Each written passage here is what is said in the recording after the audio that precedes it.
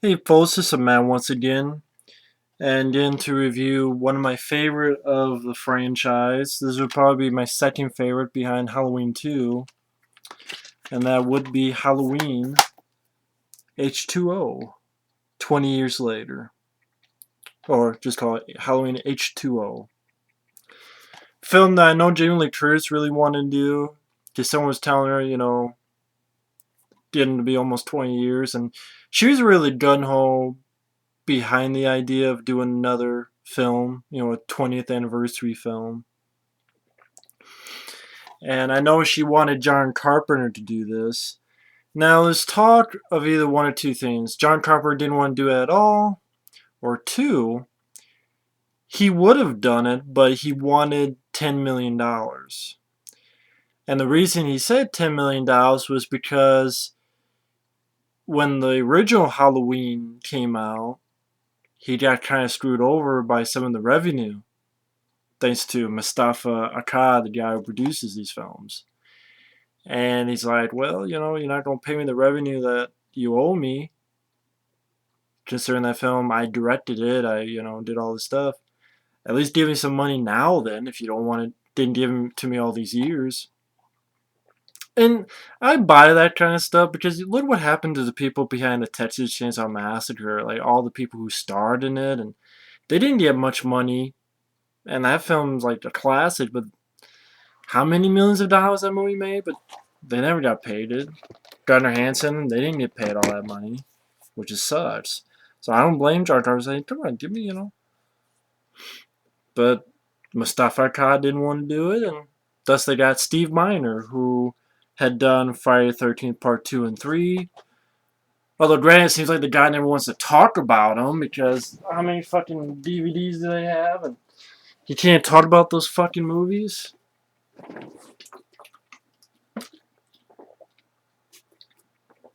He can't do a commentary for them, but he can do a commentary for fucking Day of the Dead remake with vegetarian zombies. Fuck.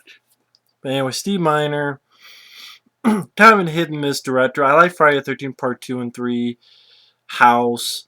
I even like Lake Placid. I'm sorry, I do. But not a fan of the Day of the Dead remake. I know he's done other stuff, but I don't remember right now. I did see more hit than miss from me, I guess. But Steve Miner, of course, directs. Kevin Williamson, I think, did the story treatment for this film. And they don't say it, but I think he did some of the some rewrites on this film as well. I think he did a pretty capable job with this flick. I know this film got a lot of flack. Basically, comparing it to... Basically, some people say it's not really a Halloween film. It's more like trying to be like Scream, I Know What You Did Last Summer feel with, you got a rapper, you got these teen star, and I know one guy said it looks like I stepped onto a set of Dawson Creek and you put Michael Myers in it. I guess they're talking about the teen characters and the dialogue, but I didn't really feel that, to be honest. I mean, the story's fairly simple. Like, it's 20 years later. Laurie Strode, Jamie Lee Curtis, has faked her death, changed her name. She's the headmistress of this school, sort of prep school. And her son's played by Josh Hartnett, who I didn't mind in this film. I didn't mind him in this film. And he's kind of out of it with her because she's so obsessed with keeping her son safe, being very paranoid. She's kind of a drunk alcoholic. And, it's of course Halloween time again. She's very paranoid. And her son can't take it. And they're back and forth you can buy. It's very natural. I think we all been there where you've had a parent and sometimes it's just, okay, enough already, that sort of thing. So you could kind of see yourself in that situation, and you felt sorry for both. And Jamie Lee Curtis, she's the main reason why I enjoy this film a lot. Why it is number 2 in my top Halloween films. H2O. It's kind of weird watching again that Joseph Gordon-Levitt is an actor I've been kind of becoming more of a fan of thanks to films like Brick, Hesher. I think there was one or two other films, I'm not sure. But after I kind of liked a little bit more and more, and he's actually in this film in the opening, gets killed. You find his body with an ice skate in his face. um, you have a little reference to Dr. Loomis in there, which I don't know why they did not just use the dialogue from the first film, like his dialogue of, this pale, emotionless face, he's got the blackest of eyes, the devil's eye. Why didn't they just use the audio from the first movie? I could tell it wasn't Donald Pleasant saying the lines. Like, why they use another guy to imitate him? You can't tell me they don't. Well, we can't get the audio track. Fuck that bullshit. So that was kind of weird. Um, but I mean, the first half of the film, a little bit slow, but it's more on building. Because I love Jamie Lee Curtis's film, like Josh Hartnett. Uh, I also liked, what was his name again? Oh, Adam Arkin, who's another teacher who is sort of in love with Jamie Lee Curtis's character. And I liked Adam Arkin in this film. I thought he was pretty funny, very likable guy. He's funny. He's like, oh, that's sad. Take off your clothes. He was pretty funny, pretty entertaining. Would like to have seen more of him in the film, to be honest. But he was a likable guy. And, but like the rest of the teenagers, like Josh Hartnett's friends, like Michelle Williams, his girlfriend, and the other two, didn't really care about them. Kind of disposable. Um, Not a lot of death scenes. I mean, right, you don't go to Halloween for death scenes. That's kind of the difference between Friday the 13th and Halloween's. Friday the 13th is definitely more of the death scene type of franchise. This one, especially like the first film, had only a couple, and that's a classic. So it doesn't bother me that there's not a lot of death scenes, but some people may be bothered by it. I mean, you have a few in the beginning, and then you have some of the students, really two of the students, and then Adam Arkin. Which was sad he got killed because he did a dumb thing where he thought he was Michael Myers there, he shoots, but he actually hit LL Cool J, like grazed him. And he's like, and then he gets killed, and it's kind of reminiscent of Halloween 2 with the girl being lifted and her shoes fall, but only his shoes don't fall, but he's kind of reminiscent of that, and kind of felt sorry because, again, character I liked.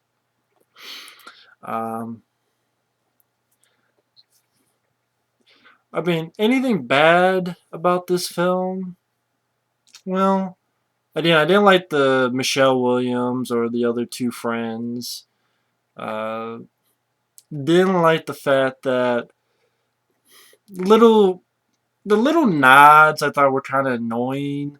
Like Jana Lee, it was nice to see her there, but did you really have to have her have the psycho car there? The kids watching Scream 2 on the TV, it really doesn't make any fucking sense when you think about it. When Scream 1 talks about Michael Myers and Halloween and has fucking scenes from the first film in Scream 1, and yet they're watching Scream 2? Kind of stupid that they're watching Scream 2.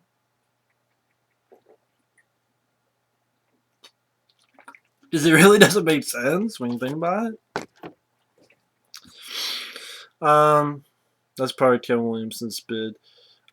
One thing that was interesting that I found out about, of course, for those who don't know, well, you already know, this film basically disregards 4, 5, and 6. It's basically Halloween, Halloween 2, and then this is like the real Halloween 3, I guess, some people would say. I know my friend Effrey. This is only Halloween films is to him is 1, 2, and this film, and that's understandable because it's a better trilogy. It works well as a trilogy. It should have ended, which I'll get to in that way. Because Laurie Strode's sort of fight with Michael Myers, it makes a lot of sense why they disregard. Even though I like Part 4, the thing about this film, it doesn't make me mad at the disregard because 5 and 6 totally fucked it up. And they went in directions that you could not come back from. with thorns and fucking Michael Myers raping a niece and who's supposed to be Jamie Lee Curtis's daughter, and it's like, what the fuck? Apparently, in the original idea for this film, they were going to mention 4, 5, and 6 in a classroom where I guess someone was doing a report, or they were talking about Michael Myers, and they mentioned Jamie Lloyd and about how she was hunted down and killed ultimately by her uncle Michael Myers. And Laurie Strode would hear this, and she'd run into the bathroom and throw up. And that would have been interesting. Would have been pretty interesting. But, at the same time, I can understand why. It doesn't make me mad. But it would have been interesting if they had filmed that. Would have been interesting.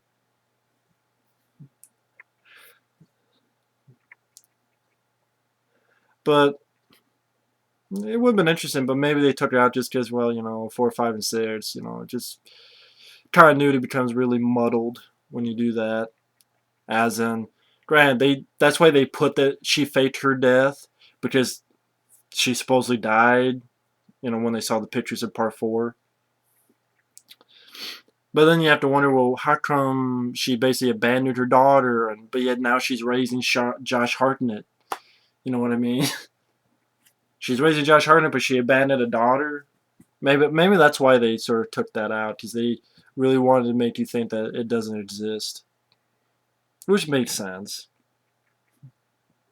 But what really, really helps the film is the last 15-20 minutes when Jamie Lee Curtis, because it's a redemption story, and I think that's one of my favorite types of stories is redemption. I think that's why I remember a long time ago I kind of thought about why is it that, I like Sylvester Stallone more than Arnold Schwarzenegger. Considering if you think about it, I probably like more Arnold Schwarzenegger films than some Stallone films. Like Schwarzenegger with comedy and action and horror, and I probably like more of those than Stallone films. But I think it's because I think I like Stallone better as an actor, as a personality. But also, I think because most of his stories are redemption stories. Rocky, in a way, is the underdog story. Well, but like the sequels are kind of more redemption. He loses, he wants to redeem himself, or Rocky 3 especially. Cliffhanger, when he let the girl go, not on purpose, but it's a redemption story. Locked Up, he had done something in the past, but kind of a redemption story. Uh, Rambo 4 even that came out. That's kind of a redemption story. Sort of redeem. He's hiding out and he wants to, not hide anymore. And this one is that's the thing. The best part of this film is Jamie Lee Curtis saving her son and Michelle Williams telling him to go, and she gets that axe and she yells Michael and has a one-on-one, and definitely the best part of the film. And some of the best stuff of the whole series is her versus Michael. Hitting him with an axe, and then like one of those things that flagpole jam into him. The scene where it was actually going to be in Halloween 4, where how Jamie Lee Curtis is under, and she's crawling under the tables, and Michael Myers just throwing the tables. That was actually going to happen in Halloween 4 with the little girl hiding in a classroom, and Michael Myers just going to do the desk, and the desks like that. But they couldn't do it, and they remembered, and they put that scene in Halloween H20. And it was a great scene, and when she's throwing the knives and just goes to town on him, and this is the real ending to this film. This is the real to this franchise, I should say. Halloween Resurrection. I did a review for that already, and you don't see it either after this one or probably a few days down the road. I can have some time waster fun with Halloween Resurrection, but the second half, mainly because the kills, I like the webcam idea. I do like Busta Rhymes. I'm sorry. I like Trick or Treat, motherfucker. I liked it. I'm sorry. I know you don't. I know, okay? I know. But, the first 15 minutes of that film is so fucking stupid and bad and butt hurting that it just. That film doesn't exist in this dojo. It doesn't exist. You wanna know why? Because I'll mention that I wish they could do an edit where Michael Myers had to do something between Halloween 2 and H20, and if 4, 5, and 6 don't happen, then just take out the first 15 minutes of Resurrection, have it from the girl to Busta Rhymes and Michael Myers waking up in the morgue, and then right after the morgue, he goes right to the beginning of this film. Have Resurrection, the setting up be a prequel. It'd be a weird edit, but I like to see it done because this is how it should end. It ends beautifully. Because Jamie Lee Curtis does a smart fucking thing, and I don't know if it was Kevin Williamson who wrote it or who, because she sees Michael Myers get put in an ambulance and she knows he's not dead, so she does the smartest thing. I thought it was fucking cool. She steals the ambulance. What's sad is I think Jamie Lee Curtis, I think, thought that this would be the end of the series. And I don't think they told her that they were going to do a sequel. But I think they knew they were going to do Halloween 8 before they did this. You want to know why? Watch this film again. When Michael Myers, she slams it, he goes out the windshield, he tries to get up, hits him, slam down the hill. Now, when Michael Myers gets slammed and stuck, the first thing he does is look around and do this, as if he's trying to take off the fucking mask. Why would Michael Myers do that? Think about it. Why would he do that? Why would he be doing this? Like, and why would he be reaching out for Jamie Lee Curtis? It wouldn't make any sense.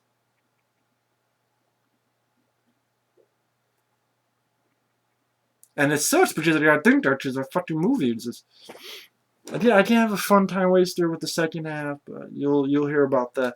But honestly, if I had my editing skills, I would fucking retool those two films and make Halloween Resurrection a prequel and make this the final one, which it deserves, because they made Part 8, and then what happened? They just did a remake. So it was pointless anyway. So this series didn't even fucking end because they're Mustafa Akkad. I'm sorry that he passed away. No disrespect to the dead, but you fucked up. Oh, I cannot kill Michael Myers. Yes, you can. And I knew you motherfuckers tried to because, see, we don't have him do this as if he's trying to take it off for like 10 seconds. But then, cuts off Michael Myers' head. Best way to end the series with that classic theme. The newer version of the theme, Halloween theme they have, I don't like at all. That's another thing I don't like. The newer version, like John Ottman, I know he got screwed around with the score, but the score he did have in there, I thought sucked. I think this is one of the worst scoring Halloween films. Like, I hate Halloween 6, but the score to that is better than this. Like, the best part is when Jamie Lee Curtis cuts off Michael Myers' head and you have the classic theme. The original version. But I love the way it ended. It was the perfect end to the franchise. To sum it up, granted, there are some little problems. Like, I don't like Josh Hartnett's friends. The kill scenes really are not much to run home about. You're gonna kind of forget about it. I'll be honest, Halloween Resurrection has some better kills, but this is an infinitely better movie, and this is how it should end. Another one is not needed, not wanted, none. No. It's a perfect way to end it. But I will admit, the kills really nothing to run home about. Friends were kind of boring of Josh Hartnett's. And LL Cool J, weirdly enough, I like Busta Rhymes more than LL Cool J in this film. He was kind of there for nothing, but comic relief, and he didn't do anything. His ship got grazed, and I guess he passed out.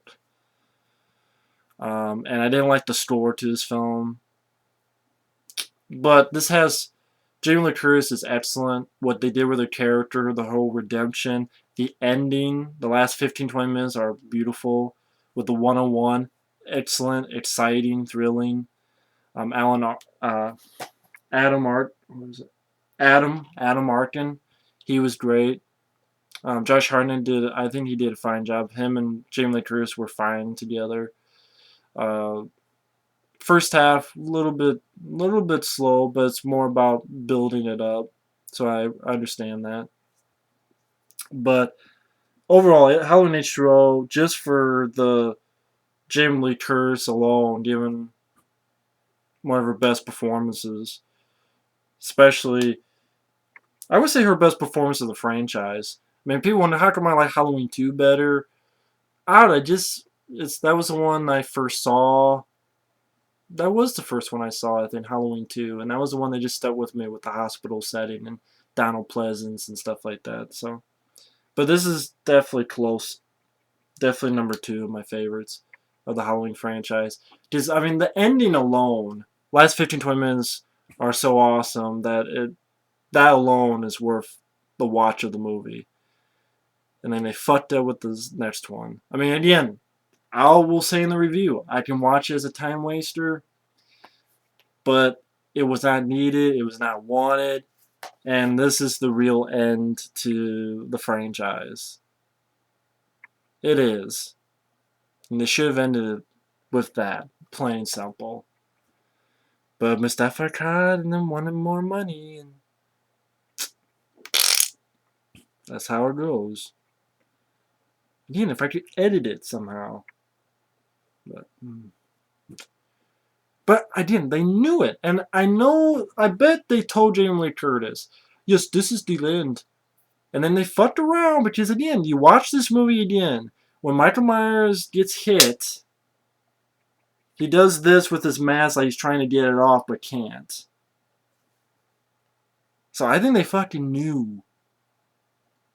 Even though it's a stupid idea, one of the dumbest fucking ideas.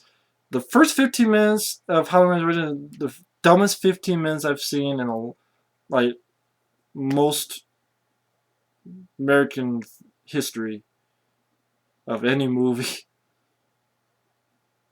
Yet for somehow I can watch the rest of it as a time waster.